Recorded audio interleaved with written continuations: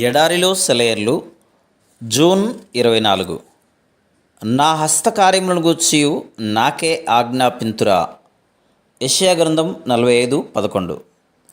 ఆజ్ఞాపించండి అని భావం. యేసు ప్రభు తన అద్భుత కార్యాలు చేసేటప్పుడు ఈ వాక్య భాగాన్ని ఆధారం చేసుకున్నాడు.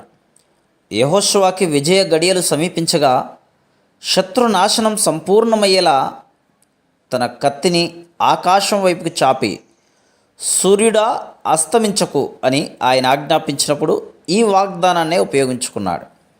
3.5 సంవత్సరాలు ఏలియా ఆకాశపు వాకిలను మూసి వర్షం లేకుండా చేసిన సందర్భం దేవుని కార్యాలను గురించి ఆయన్ను ఆజ్ఞాపించినట్టే కదా. మరణ శయ్యపైన ఉన్న వ్యక్తి దగ్గర మోకాల్లోని మరణాన్ని దూరంగా తరిమిన మార్టిన్ లూథర్కి ఆ అధికారాన్ని ఇచ్చింది ఈ మాటే. దేవుడు మనల్ని తనతో ఒక ఉత్కృష్టమైన సంబంధాన్ని కలిగి ఉండడానికి పిలుస్తున్నాడు. ఆకాశ విశాలాన్ని నా చేతులతో పరిచాను, దానిలోని నక్షత్ర సమూహాలను ఆజ్ఞాపిస్తున్నాను అంటూ యెహోవా దేవుడనే మాటలు మనందరికీ తెలుసు. అయితే ఇలాంటి దేవుడు మన ఆజ్ఞలను స్వీకరించడానికి సిద్ధపడి మనల్ని ఆహ్వానిస్తున్నాడు. ఏమిటి ఈ విపరీతం?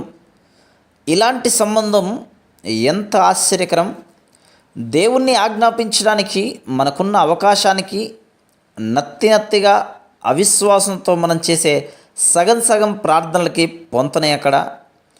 నమ్మకం లేక మనం చేసిన ప్రార్థనలనే మళ్ళీ చేస్తూ ఉంటే ఇక వాటికి పదునెలా ఉంటుంది?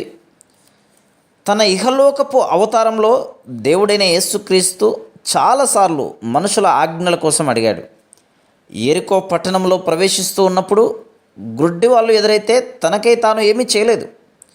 నేను మీకు ఏమి చేయాలని కోరుతున్నారు అంటే చెప్పండి, నేను సిద్ధంగా ఉన్నాను అన్నట్టే కదా.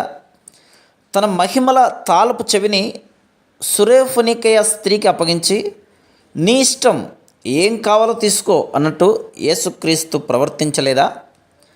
తన పిల్లలను ఎలాంటి ఉన్నత స్థానానికి వాగ్దానం ద్వారా దేవుడు హెచ్చిస్తూ ఉన్నాడో మన మానవ జ్ఞానం అర్థం చేసుకోగలదా?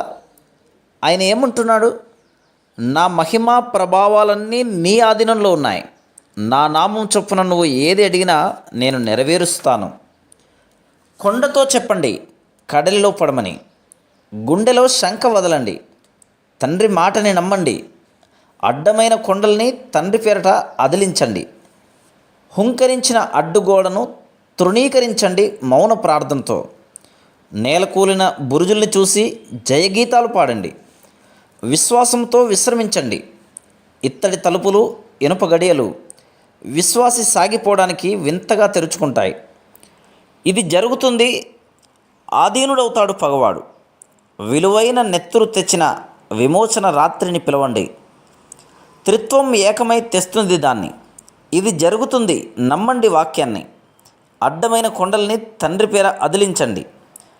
విశ్వాసాన్ని చేబూని సందేహాన్ని త్యజించి అసాధ్యాలను సాధించేసే అద్భుతమైన శక్తిని ధరించి అన్నింటినీ జరిగించండి.